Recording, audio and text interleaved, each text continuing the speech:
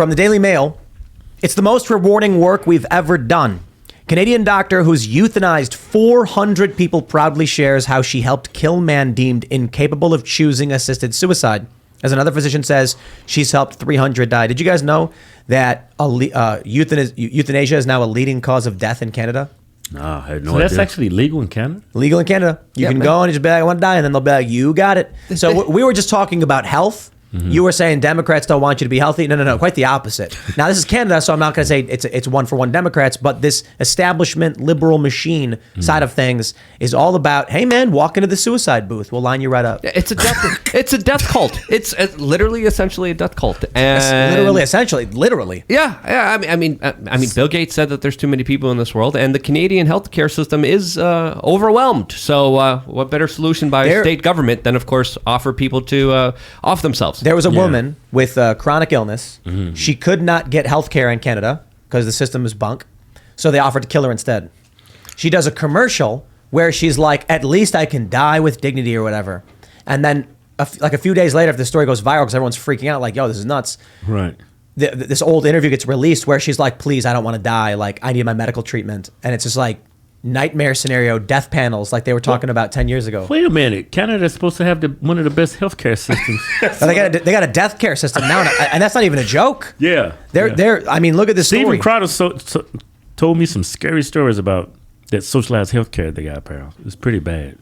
Yeah. And you know what? I had my first experience with socialized healthcare being a veteran. I used to go to the VA. That's my first experience having socialized medicine. That service I got at the VA was horrible. Yeah. What was it like? I could not walk. I was in so much pain. I hurt my back. Yeah. I had some family come drag me to the hospital, and they was throwing me all over the place, throwing me just like a rag doll. You couldn't move, and I was in pain. And they had the ugliest attitude. I thought I was going to die. They were so rude and so unapologetic, and the way they was throwing me around, and I was in so much pain. That was the last time I ever went to the VA. Were you telling them while they were doing it, like, hey? Oh, they know exactly how much pain. I couldn't walk. I couldn't even stand. So I hadn't walked in like 2 days. I hurt my back. I had a sciatic nerve issue or something like that. Yeah. So, and when I was in the hospital, man, I was so scared to death. I told my wife, don't leave me here. Don't leave me here. They gave me 2 shots in the ass and some medication. I got the hell out of that, and I never went back. Yeah, the government has no incentive to provide a good product because they have the monopoly. Exactly. And this is why socialized healthcare is leading to essentially the government saying, oh, you can't get a mobility scooter? Why don't you just kill yourself? Which is absolutely happening right now in Canada, which is absolutely... Because I'm just a number. You're just a number in a socialized medicine. So it says incapable of wanting to say that they want suicide. What do they mean by incapable? They can't talk or... He did not have a serious illness or the capacity to make informed decisions about his own health. So was he unconscious? Is that or it's like someone who's got a mental illness and they're like, we're going to kill him anyway. Yo, that's like crazy. I'm sorry, dude. I hate to go full Godwin's law, but that's Nazi level stuff. Yeah, that's nuts. Where they were like people who are, invalid. They would say they would execute, euthanize. If you got a disease and you're going to they should be there to ease your pain. But if you're not able to ask for being euthanized or not, that's just sick. Man. Yeah. The first comment to this story is that they're giving Joseph Mengele a run for his money. And they're not wrong. Yeah. They're absolutely not wrong. But this is the first layer of it. What's the step 2? What's the step 3?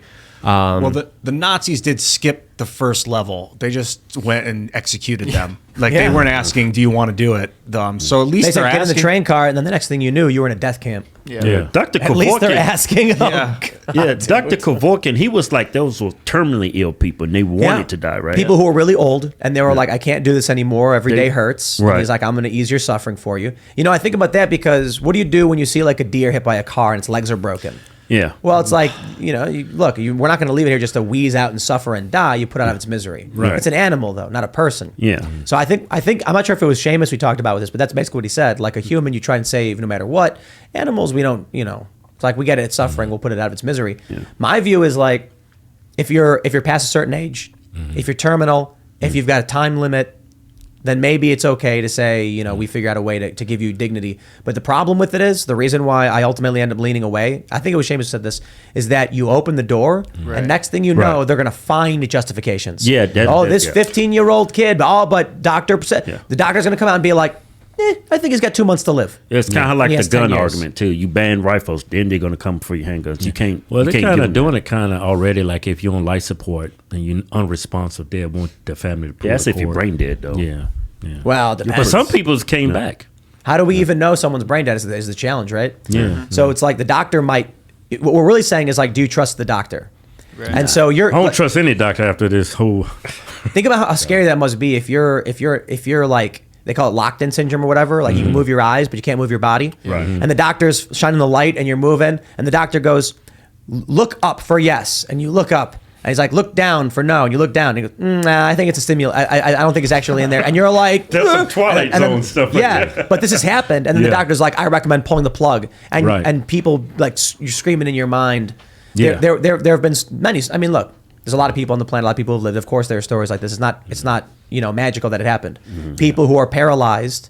And the doctors think they're not there, and then they come to later, like, I could hear everything. Did you man. see that story about the guy in a coma for like 15 years of his life, and they made him watch Barney every day? Oh man. And he remembered it. He was conscious during it, but he couldn't tell them, please turn it off. It's such a funny story. It's horrible, but he's doing well now. Now, I hated Barney what's- when I was a kid. I did too. I thought I was the only one. I hated it. I got so angry. I was like, what is this bull crap?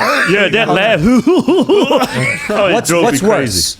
15 years of being forced to watch Barney every single day, or waking up during surgery from anesthesia. I'll wake up from surgery. Yeah, I'll Fine. take You the- give me that any day right now. Yeah. Give me the Fine, short let's do term it. pain. Wake up, I'll take scream, it. get knocked back out, or 15 years of Barney the dinosaur. For reference, me it out. was he was in for 12 years. This one 12 guy, years. 12-year coma. And they were playing Barney. It's like, God, Reruns, at yeah. least play reruns of like the A-Team or something. You know? Right. Then It's you not like come- they was trying to kill him. Or maybe they were trying to get him to get up to change the channel. Yeah, So something. like, just leave it on, and eventually he'll have to wake up from this, or- He's going for the remote. He grabs Yeah. it. Yeah. His name, if anyone wants to look at him, is Martin Pistorius. Is his name? Pistorius. Amazing story. Oh, that's so brutal. I think they were trying to kill him, trying to give him a heart attack. Yeah. Just his blood pressure's. They're in the room and they're checking his vitals. That means he Barney likes turns it. on, and then they're like, "Wait, something's happening. His blood pressure is rising. What are you doing? I don't know. I was tapping his hand." Yeah. It's like Barney's saying, "I love you." The guy inside the coma. He was smug. He was patronizing. Barney was not a good person. Okay, Yeah. he was not. Yeah. A lot of people have it twisted on him. In so. his defense, he was a dinosaur, but Now imagine, you see, they were grooming kids to like dinosaurs, because now if a dinosaur showed up, it's going to eat somebody, and the kid's not. He's being tricked. It's like when the cat gives the rat toxoplasmosis, Yeah. and the rat doesn't fear the cat anymore, and the cat eats it. Yeah, There you genius. go. That's exactly what it is. Some big hippo propaganda. Like hippos are the most nasty, like dangerous animals on earth. Yeah, they man. are. But I always By thought Hungry far. Hungry Hippo was like No. the cutest pet, Yeah, play he was- pet. yeah. No, And no. now you Marketing. see videos them coming at you. Like you ever see those big mouths? Oh Right, right. man, Oh, Bro, have you ever seen them fight?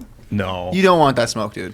Tell me right now. You don't want that at all. Yeah, Leave me out lion of would it. not touch a hippo. No. They no wouldn't way. even get. No, I don't care if it's the pack up. They They run away every time. I remember Barney, man. When it came out, I was just like getting out of middle school or high school or something. So I was just like ebbing out of that kind of show. But my younger brother would watch it, and it was like the weirdest, like disgusting, saddest, like make it stop kind of mindset. Was it like brainwashing? Was that like they were singing them these weird rhymes? It was in so a big annoying. Fake It was. costume. I just think it was annoying. I'm not sure there's anything So evil no about it. I psyop? don't know. Hey, I don't know, man. How about this? I remember I was I had my little boy, and I was in the living room, right? And I heard I thought it was a gay guy on TV. I said, "Who the hell is this gay guy on the TV? I can hear him from the living room." I went in there and it's SpongeBob SquarePants, right? Yeah. I was like, "What the hell is this?" Yeah, I love SpongeBob. Yeah, SpongeBob's good, though. Yeah, Yeah. I love those movies he came out. Loved. I was a grown adult, like yeah. But he gives us memes like the one where SpongeBob and Patrick burn everything down and then say we saved the city. Yeah, right. It's like you slap the Democrat D on it and you're like, there we go. Yeah. That's what it is. I love that character in that first movie came out, Dennis. Yeah. Oh, yeah. I love Dennis. I Dennis? love that SpongeBob movie. I've watched that so many times. It's so weird. I love it. Yeah, that's good. I mean, there used to be some good kids shows. There were always adult jokes in them that were hidden subtly, you know, So over your head or many. whatever. I love the old Tom and Jerry cartoons. Yeah. I'm not a fan of Bugs Tom and Jerry. Bunny, Yosemite Sam, he was an asshole. I loved it. You know what's a crazy fact is that people think Nimrod means idiot, But it was because Bugs Bunny called Elmer Fudd Nimrod, Right. sarcastically referring to him as the Great Hunter.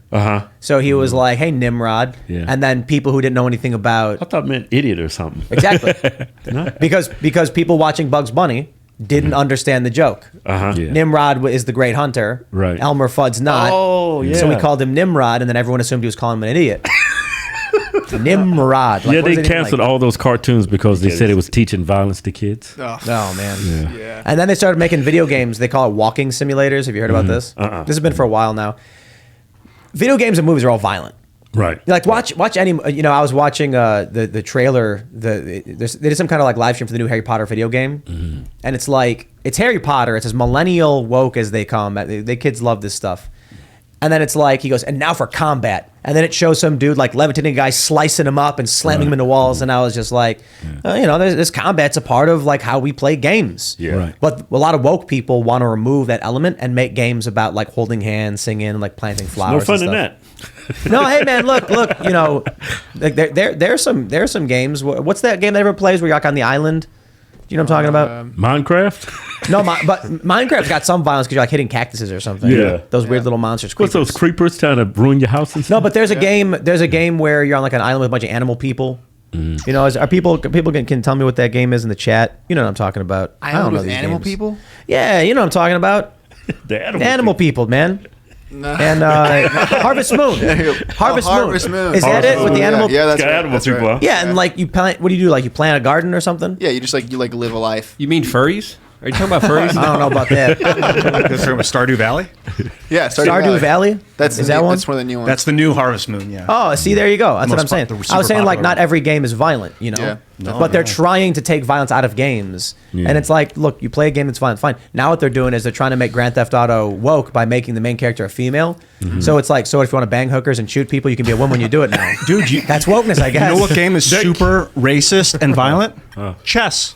It's the blacks versus the whites. The whites are the aggressors. And they're all killing each other. That's actually a good point. We gotta change the color of chess to like blue and light blue. You damn well better because it really indicates like Middle Eastern conflict. But then it'd be, if you change it to red to blue, then it's the Bloods versus the Crips. No, you do blue and light blue. Oh, that way okay. everybody's blue, but you can tell them apart. Right. Or you just do numbers like the ones and the twos. No. One side is the A side, and the side is the one side. That way no one's beneath each other, Right. and no one's a different color. You got a board full of all the same color pieces. Woke chess. Thanks for watching this clip from the Timcast IRL podcast. Hang out with us live Monday through Friday at 8 p.m. and become a member over at timcast.com for uncensored, members-only shows exclusive. Thanks for hanging out, and we'll see you all next time.